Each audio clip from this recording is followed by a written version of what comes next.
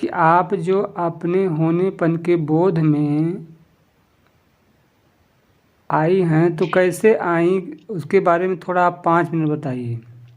क्योंकि वो अभी चर्चा हो रही थी, एक भैया जी हैं वो बता रहे थे कि मुझे मैं हूँ का बोध में पकड़ में नहीं आ रहा है, तो थोड़ा अपना अनुभव आप शेयर कीजिए। अच्छा, ठीक है। तो मेरा भैया ऐसा है कि हो गए 7-8 साल हो गए होंगे ध्यान में, जैसे गुरुजी से नाम का शब्द नाम दान लिया था। अच्छा तो अच्छा। वो करते करते और प्यास बढ़ गई। तो लेकिन फिर भी मेरी वो जो थी ना अंदर से तलाश, वो खत्म नहीं हुई। तो चलो अच्छा है, अगर हम किसी भी चीज को यूज करते हैं, जैसे फोन है, हमें ये डुबा भी सकता है, हमें तार भी सकता है। जैसे आप सभी फोन के जरिए तो हमें मिले, है ना, ये सत्संग अभी फोन के जरिए हो रहा है। तो YouTube पे भी आजकल तो इतनी सारी वीडियोस है, तो YouTube से देख देख कर ओशो मिले, उनको सुना, फिर समझ आया कि है क्या ध्यान। और ये जो मैं हूँ का बोध, इसमें इसको मैंने सुना था, शायद निसर्गदत्त जी के कोर्स में पढ़ा था कि मैं हूँ। फिर एक वीडियो में कोई बता रहे थे, फिर उसको कोशिश किया लेकिन हुआ नहीं, हो नहीं पाया। कोशिश करते रहे, हुआ नहीं। लेकिन फिर क्या था कि वर्तमान में रहना, वो उनके प्रवचन सुने के वर्तमान में जीना अर्थात खुद को पा लेना। फिर मैंने वो बुक भी पढ़ी, द पावर ऑफ नाउ। इतनी अच्छी बुक है, सभी को जरूर पढ़नी चाहिए, हिंदी में भी उपलब्ध है वो भी बुक। तो वर्तमान में जीना कह लो, साक्षी में जीना कह लो, अपने होने में जीना, सेम बात है, एक ही बात है। तो हमको बस ये देखना है कि हमारा मन किस शब्द को पकड़ पा रहा है, वर्तमान शब्द को या साक्षी से कनेक्ट कर पा रहा है, उसी को आधार बनाकर आप चलिए। जैसे आसान से आसान आपको पता चल रहा है, उसी को पकड़ लीजिए, बड़े बड़े शब्दों को पकड़ने की जरूरत नहीं है। तो मुझे वो बहुत अच्छा लगा, वर्तमान में ठहरना, वो बहुत अच्छा लगा। तो एक बार मैं अपना अनुभव अपना आप सबसे शेयर करना चाहती हूँ। मैंने रितेश भैया से शेयर किया था कि एक बार ध्यान में बैठे बैठे उस वर्तमान में प्रैक्टिस करते करते, वर्तमान में जीने की प्रैक्टिस करते करते, एक क्षण ऐसा आया ध्यान में कि वर्तमान में इतना मेरी सब पूरा मेरा होना वर्तमान में इतना मौजूद हो गया, और मैं वहां पे ऐसे ठहर गई कि सारी हलचल खत्म हो गई। और वो क्षण ऐसा था कि वहां पर कुछ नहीं था। अगर हम कहें क्या भगवान मिल गया, किसी देव के दर्शन हो गए, नहीं, कुछ था ही नहीं, शून्य, सब शून्य। फिर भी वहां पर सब कुछ था, बस मेरे अश्रु बहते रहे। और जब उस घड़ी से बाहर आई, उस मोमेंट वो खत्म हुआ, मेरे को ऐसा अनुभव हुआ अंदर से, यही तो है जो सारी इंसानियत ढूंढ रही है। अभी कहने को कुछ भी नहीं है कि था क्या, तुम्हें मिला क्या। मैं कहूंगी कुछ नहीं था वहां पर सब था। और एक चीज और कि जैसे हम कहते हैं समय बीत रहा है, दिन अभी रात हो गई है, सुबह दिन आ जाएगा, 3 बज गए, 4 बज गए, पर वहां पर वो समय था, वहां पर ऐसा अनुभव हुआ कि ना कुछ पास्ट है, ना है, ना भविष्य है, ना समय आता है ना जाता है, कुछ है नहीं, बस ठहरा हुआ है सब। अलग सा था, उसको बताना मुश्किल है वो जो कुछ भी था। तो बस हमें क्या है, हमें अपने मन की हैबिट को बदलना पड़ेगा। हमारी जो मन को आदत पड़ गई है भागने की, सोचने की, विचारने की, ये वो अंदर चलता रहता है, हमें बस उसे प्यार से मनाना है, समझाना है और ठहरना सिखाना है, बस यही है। और भैया आपकी वीडियोस ने इतना हेल्प किया अपना होनापन बहुत अभी आसान लगने लग गया है। अभी उसमें होने की मैं प्रैक्टिस करती हूँ, बहुत बहुत आराम मिलता है, बहुत सुकून मिलता है। क्योंकि मुझे लगता है कि हम सबको क्या चाहिए, वो स्थिरता ही चाहिए इंसान को। जब वो स्थिर होता है ना, तो इतना सुकून बरसता है अंदर कि वो कहता है कि अब मुझे कहीं भी रख दो, मैं सुकून में आनंद में ही हूँ। बस उस स्थिरता को ही हमें साधना है, और वो होगा अपने होनेपन में आने से, या फिर वर्तमान या साक्षी, आप जो भी कहो, बस हमें कोशिश करते रहना है। बस इतना ही कहूंगी। धन्यवाद आपका। बहुत बहुत धन्यवाद। आपने बहुत बहुत इतना गहरी बात कि सिर्फ जो एक बार जो होनेपन में गए होंगे वो सुन के आपकी वाणी एकदम उनकी स्थिति बन गई होगी कि शब्द ही हैं, शब्द ही खींच के ले जाते हैं। एक कबीर साहब की साखी है, शब्द बिना सूरती कहो कहाँ के जाए। इस शब्द को पकड़ के ही मतलब यह सूरती कहिए या ध्यान कहिए या जो भी इंटेंशन कहिए, ये वहाँ मतलब पहुँच जाती है। तो इसीलिए हम लोगों को ऐसे शब्दों का प्रयोग करना चाहिए कि जो हमारे परम चेतन की ओर ले जाए, जो निर्विचारता की ओर ले जाए, जो समाधि की ओर ले जाए, जो शून्यता की ओर ले जाए। ऐसे ही शब्दों का यहाँ पे प्रयोग किया जाए। बहिर्मुखता की बातें न की जाए, केवल अंतर्मुखता की अगर बातें की जाए तो बातों बातों में ही समाधि घटित हो जाएगी। रतीश भैया कुछ पूछना था इसी में जो अभी बताया आपने। हाँ बोलिए। पूछिए। जैसे होनेपन में प्रेजेंट मोमेंट्स में आ जाते हैं कुछ समय के लिए, जैसे 5 मिनट 10 मिनट के लिए आगे, फिर कोई विचार आ जाता है, विचार के साथ चले जाते हैं, फिर अपने होनेपन में आ जाते हैं, फिर विचार आ जाता है, पता नहीं कितने पूरे दिन में हजारों विचार आते रहते हैं, फिर वापिस अपने होनेपन में आते हैं, फिर विचार के साथ बह जाते हैं। तो वो ये धीरे धीरे होगा कि हम प्रेजेंट मोमेंट्स में आ जाएंगे या फिर कोई मैं गलत कर रहा हूँ? नहीं, आप एकदम बिल्कुल सही है। ऐसे ही सबका होता है। अभी जैसे जैसे आपका मतलब कि बोध में आते हैं, फिर विचारों में चले जाते हैं, फिर बोध में आते हैं, फिर विचारों में चले जाते हैं। तो जैसे जैसे आपका बोध बढ़ेगा ना, तैसे तैसे आपके विचार कम होते जाएंगे। एक दिन ऐसी स्थिति आएगी कि आप ज़्यादा मतलब कि स्वयं में रहेंगे, अपने होनेपन में रहेंगे, मैं हूँ कि बोध में रहेंगे। अब आपको मैं साक्षी भाव के बारे में बताता हूँ। साक्षी 3 प्रकार की होती है। जैसे आप जो भी काम कर रहे हैं व्यवहार काल में अपना, उसके प्रति जागरूक रहना, वो पहला नंबर साक्षी भाव है। ठीक, तो अगर हम व्यवहार में जागरूक रहेंगे तो फिर मन नहीं भटकेगा। एक पहले मन को रोकने की प्रथम प्रक्रिया वो है। दूसरी प्रक्रिया ये है कि जैसे हम ध्यान अवस्था में बैठते हैं तो मन में विचार आते हैं, तो हम डायरेक्ट उन विचारों को देखें। तो जैसे हम विचारों को जब देखते हैं, यानी आँखों से नहीं देखना है, केवल अपनी सुरती से, अपने दृष्टि से, ये बाहर की दृष्टि नहीं, अंतर की दृष्टि, होश आप कह सकते हैं। तो विचारों के जब दृष्टा रहते हैं, विचारों के साक्षी रहते हैं, तो विचार शांत हो जाते हैं। ये दूसरा नंबर हुआ आपका साक्षी भाव। अब आपको जब विचार शांत हो जाएं तो आप थोड़ा प्रयास करिए कि बस स्व के बोध में आ जाइए, अपने होनेपन में। अब आप इसी होनेपन में आप बने रहें। इसको आप नंबर 1 का आप साक्षी भाव कह सकते हैं। इसमें आप जितना समय आप बिताएंगे उतना आप मतलब कि धीमे धीमे करके आप एकदम और गहरे में चले जाएंगे। तो ये जो आप भाव बना रहे हैं अपने होनेपन का, तो ये भाव भी आपका मिट जाएगा। अभी जो रमन दीदी ने कहा कि वहाँ एकदम शून्यता था, लेकिन ऐसा भी हम नहीं कह सकते कि कुछ नहीं था, यानी वहाँ सब कुछ था। उसी में जाने के लिए सारे ऋषि मुनि, जितने देवी देवता हैं, सब उसी समाधि में जाने के लिए, उसी परम चेतन से एकाकार होने के लिए साधना करते थे।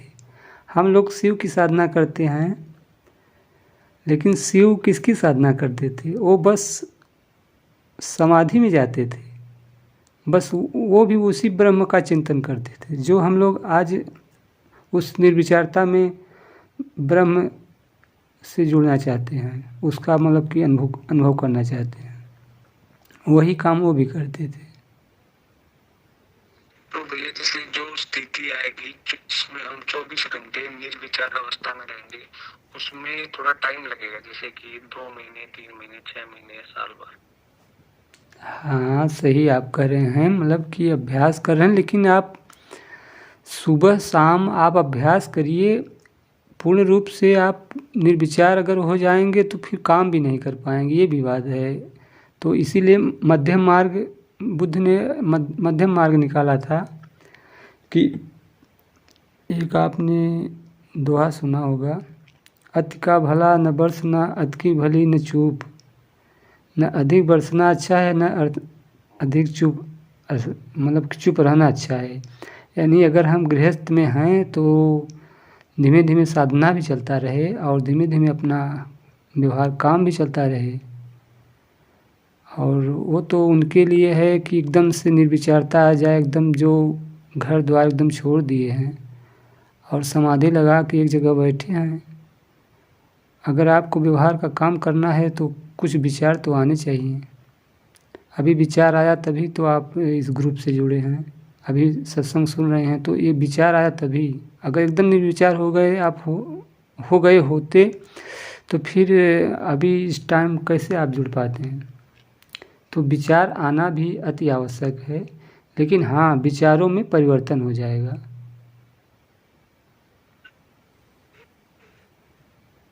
ठीक है भैया, धन्यवाद।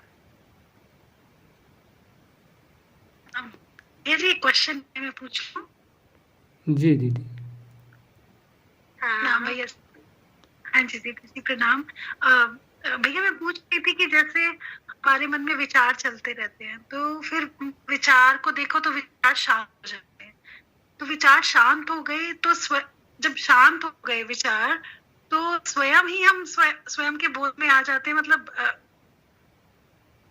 मुझे ना कुछ क्लैरिटी पूरी नहीं हो पाती। छोटे छोटे भगवान की दया से कुछ कुछ छोटे छोटे अनुभव है, लेकिन फिर भी कहीं अटकती हूँ।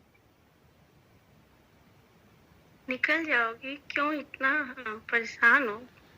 थोड़ा धैर्य रखो। और विचार तो आएंगे ही, सागर है, जल है तो लहरें तो होंगी ही। निर्विचार अवस्था ध्यान में हम होते हैं, पर व्यवहारिकता में तो विचार बनेंगे ही बनेंगे, पर उन विचारों में कौन सा हमारे लिए कल्याणकारी है, कौन सा नहीं, इसका ज्ञान हमें है। और हम उन्हें सिर्फ उन्हीं विचारों को एक्टिव करना है, हर एक विचार को नहीं करना है। तो वो तो गुणों के भाव के कारण हमारे मन में आएंगे ही आएंगे, उनको रोका नहीं जा सकता। पर उन्हें देखना हमारा काम है कि कौन सा हमारे लिए अच्छा है, कौन सा नहीं अच्छा है। वो जज करने वाले हम हैं, है ना। तो विचार आते जाते रहेंगे, हम सिर्फ उनको जानने वाले हैं और उस पे एक्शन लेने वाले हैं। ठीक है, तो आने दो, बहने दो, क्या करना है। घबराना नहीं चाहिए, धीरे धीरे ठहराव भी आ जाएगा। कम आएंगे, बिल्कुल कम आएंगे, पर एकदम शून्य भी नहीं हो सकती हो, है ना। शून्यता तो जड़ता की निशानी हो जाएगी। हम जड़ थोड़ी ना, हम तो चैतन्य है, और चैतन्यता में तो भी आना ही चाहिए। चलिए, बहुत बहुत धन्यवाद। अब हम लोग थोड़ा सा इस कार्यक्रम को एक संगीतमय रुख देते हैं, और आप लोगों के बीच में हम मीराबाई का एक बहुत ही प्रेम पूर्ण भजन आप सभी के बीच में प्रस्तुत करना चाहते हैं।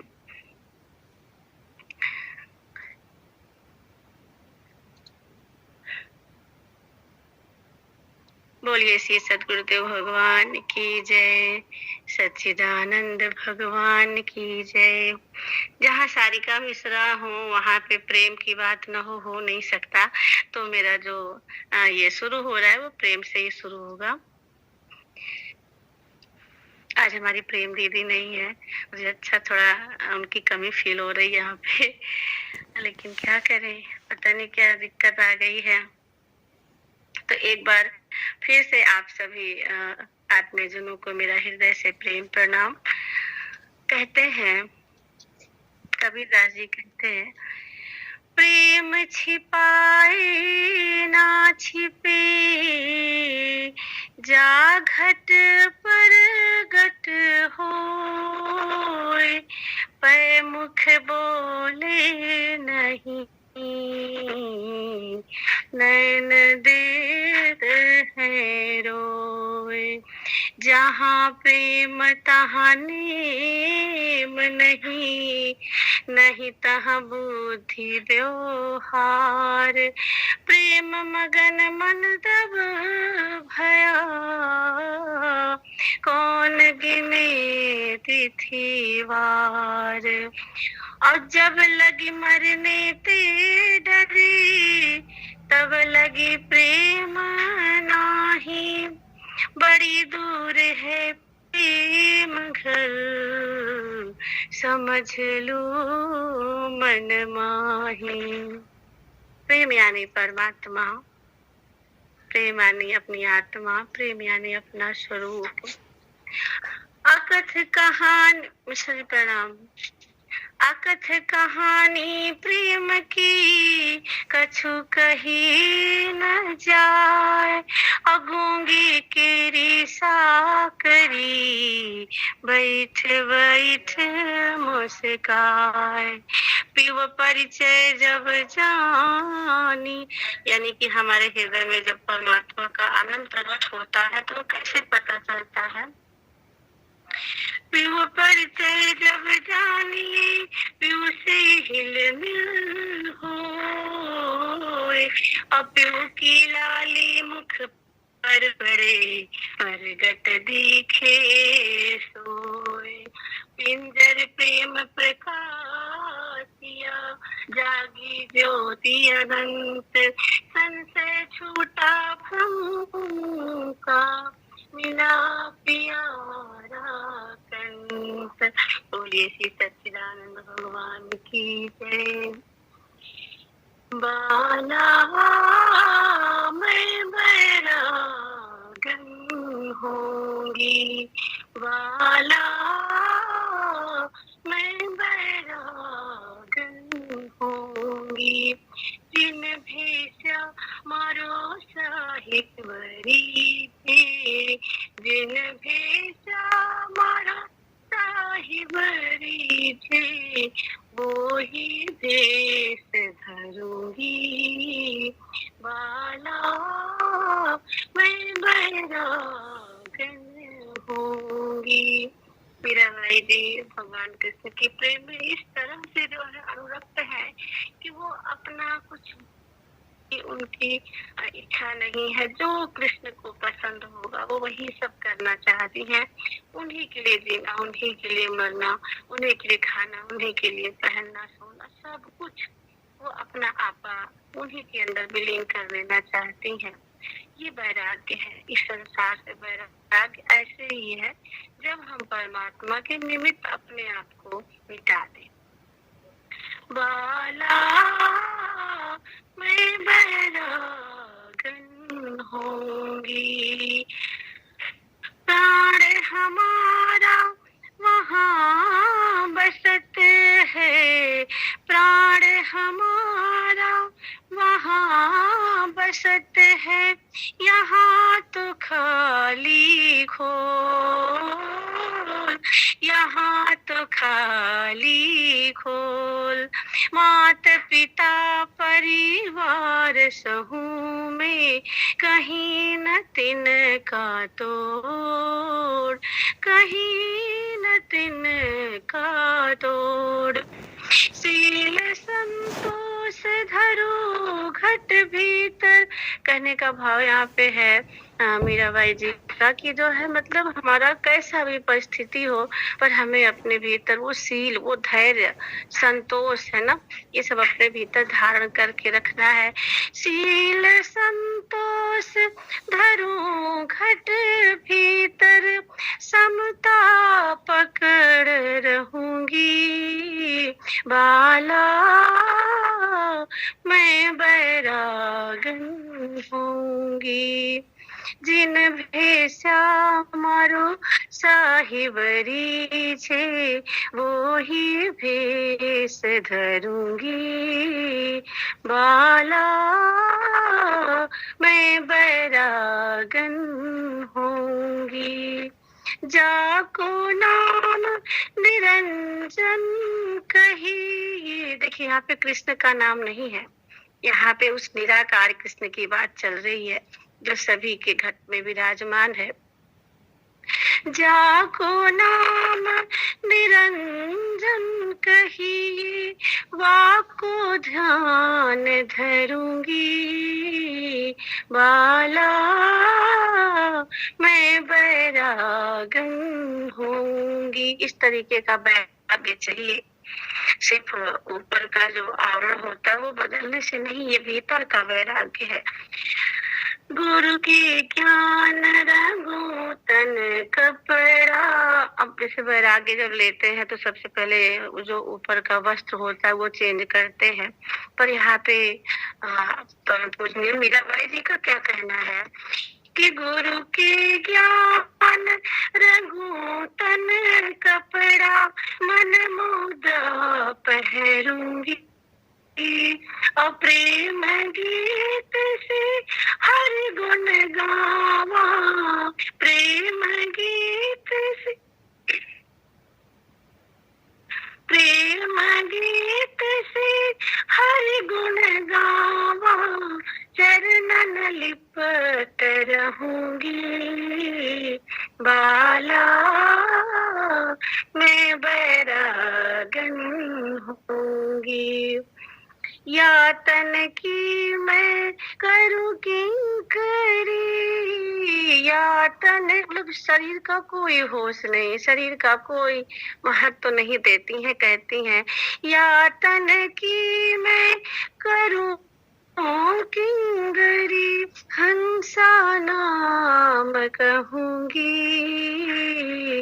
यातन की मैं करूँ किंगरी, हंसा नाम कहूंगी, मीरा के प्रभु गिरधर नागर, मीरा के प्रभु गिरधर नागर, साधुन संग रहूंगी, बाला मैं बैरागन होंगी, बाला मैं बैरागन होंगी।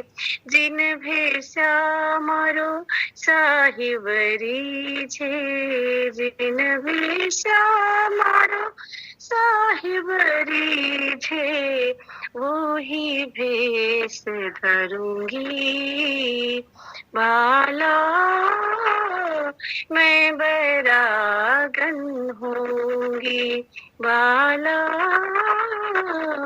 मैं बैरागन होंगी। बोलिए कृष्ण भगवान की जय, सच्चिदानंद भगवान की जय। बहुत सुंदर, बहुत सुंदर। तो सच्चा वैराग्य तो यही है जो भीतर से घट जाए। तो यहाँ पे तो सारे संतों की जमात जुटी हुई है, और हम सभी के हृदय में जो आत्मा है, जो हमारा मन है, वही मीरा है, वही अपने प्रभु के लिए वैराग्य धारण किए है। संसार का अनुभव ही नहीं होता, कुछ याद ही नहीं रहता। थोड़ी देर के लिए तो मुझे ऐसा लगता है कुछ भी, मतलब थोड़ी देर लिए, मैं अपनी बात कहूँ तो मुझे थोड़ी देर नहीं, मुझे हमेशा ही मन कहीं और होता है, तन कहीं और होता है। तो बड़ी अजीब सी स्थिति है। बहुत अच्छा लगता है, जैसे कि अभी रमन ने बताया कि वहां पे कुछ भी नहीं है, उसी कुछ में, उस कुछ नहीं में जाके मन अटक जाता है, वहीं जाके ठहर जाता है, और फिर सारी क्रियाएं जितनी भी होती है शरीर से, सब में स्थिरता आ जाती है, एक शांति घटने लगती है, एक ठहराव सा आ जाता है, दौड़ सारी